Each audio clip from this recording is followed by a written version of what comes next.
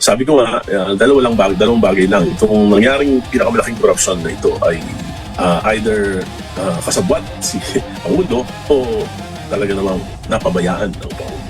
Tingin ko gusto pabagsakin ng ilan sa mga kasama, allies ng Pangulo, si Vice President Sara.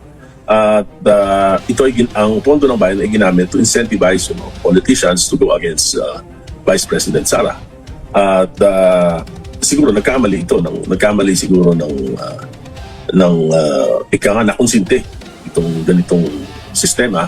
Nakita naman natin yung mga Quadcom at nabalitaan naman natin kung paano malalaki ang pondo na nakuha ng mga participants sa pagpapabagsak sa effort to pabagsakin si Vice President Sara. Dito nagsimula. At pagkatapos, nag-enjoy na siguro lahat. So lahat ay meron ng mga insertions, lahat ay may mga programa na questionable na naipasok sa budget. At sabi ko nga, dalawang bagay lang. Itong nangyaring pinakamalaking corruption na ito ay either kasabwat si Pangulo o talaga namang napabayaan ng Pangulo.